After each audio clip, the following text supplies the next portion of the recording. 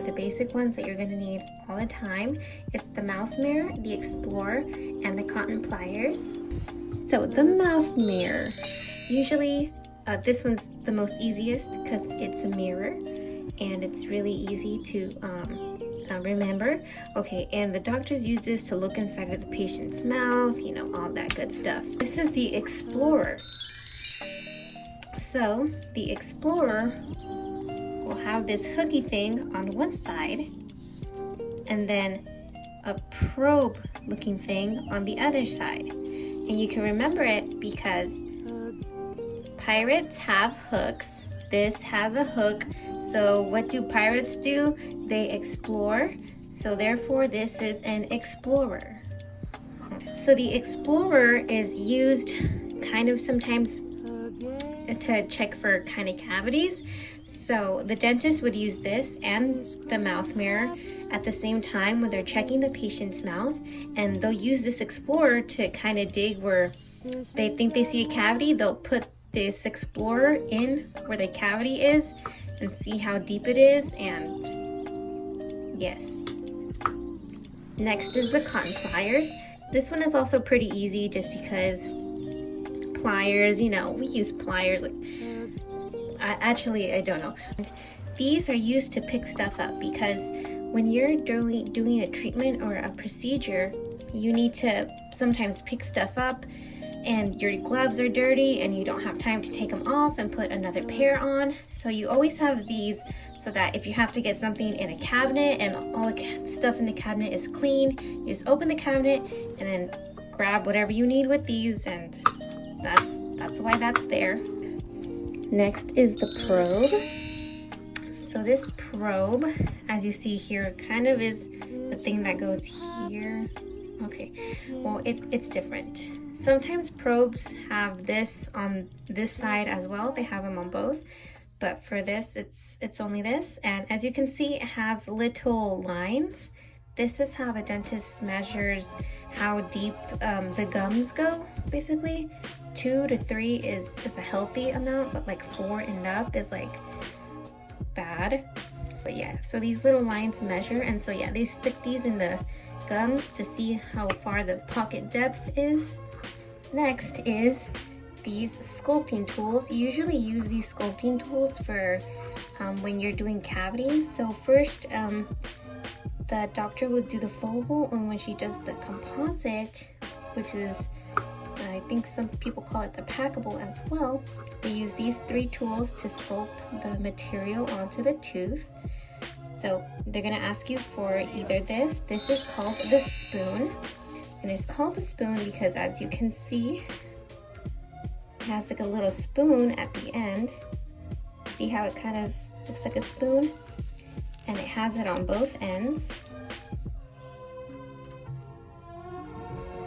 Looks like a spoon. They use that to sculpt the material. And now this one that has 2 flat ends, and not to be mistaken with the probe, because the probe is pointy, but these are flat.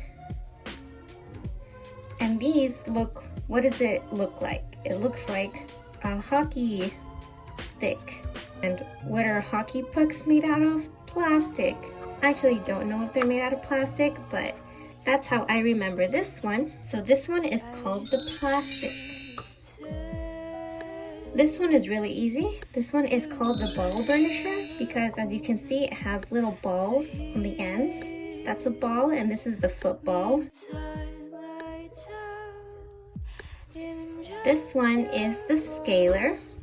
The scaler will have 2 hooky thingies on the ends of it, and this is to take off the plaque. They use it for cleanings, and you can remember this one because just remember 2 hooks is a scaler. Okay, thank you.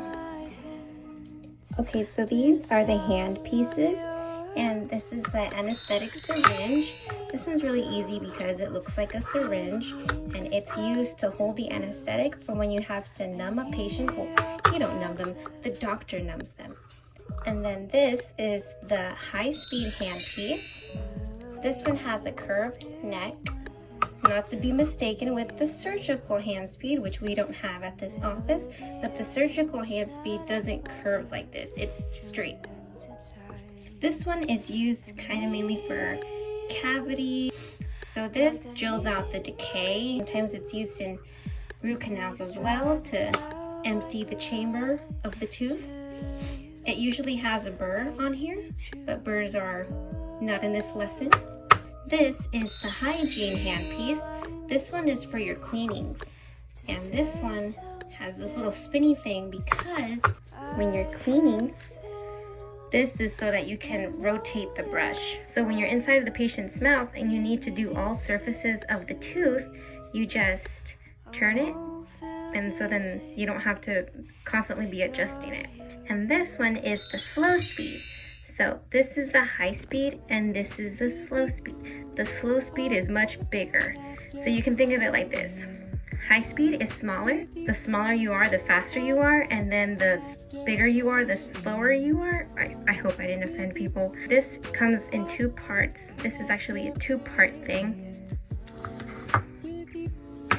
And it's slow and it's used to like polish the tooth. Okay, now we have these. These both look like scissors, but they are not. This one is a scissor, but this one is not. This one is called a hemostat, and it looks like it's not pointy. Can I zoom in? Yeah, it's not pointy. It's not used to cut things. This is usually to like pull off temporary crowns or to hold the sutures. And this one is called the surgical scissors. So you usually use this to basically cut like whitening trays out or to cut the sutures.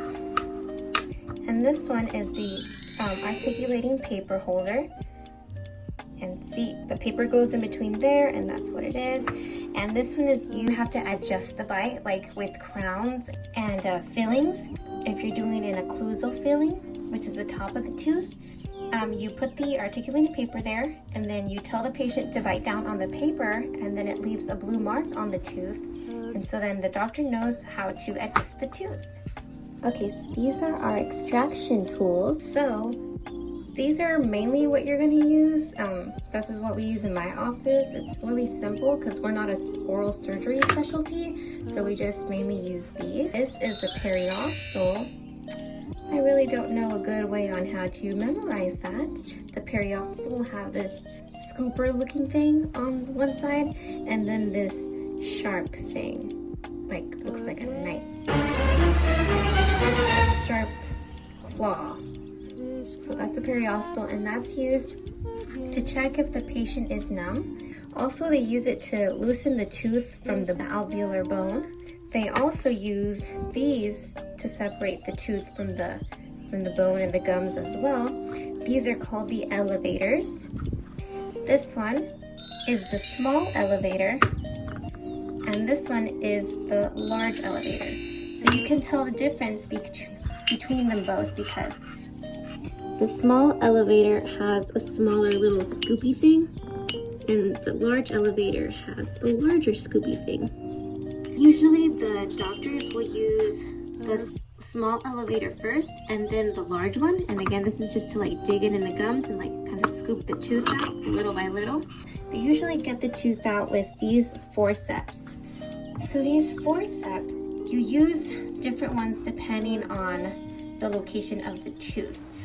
Over here, we just kind of have 3 that we use because again, we're not a specialty. They each have numbers. The 151 is for the top, and then the 23, oh, that's the 150. I mean, the 150 is for the bottom, and then the 23 is for the bottom as well.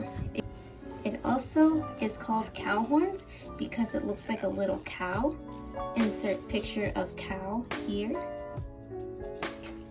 So, the way you can tell, basically you kind of just feel it in your hands. How does it feel good like this? See, or does it feel better like, okay, no, that's not good. Basically, just remember the numbers. So these are more for oral surgery. These are in case the root tips break. This is to like take out the root tips of the tooth. So these are called the east and west. You can remember that because this one's facing west, this one's facing east. These are also used to remove the broken tips of the tooth, and these are called the root tip picks. Those either are really easy to learn because root tip picks, what do? They remove the tips of the tooth. So these will look like this on the end. And usually the handles are different depending on your office. So don't rely on this, just rely on the tops. All right, these are more oral surgery stuff.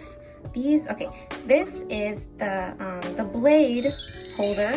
I don't really know the official name, but this holds the blade when the doctor has to cut some more. And yeah, this is where the blade goes.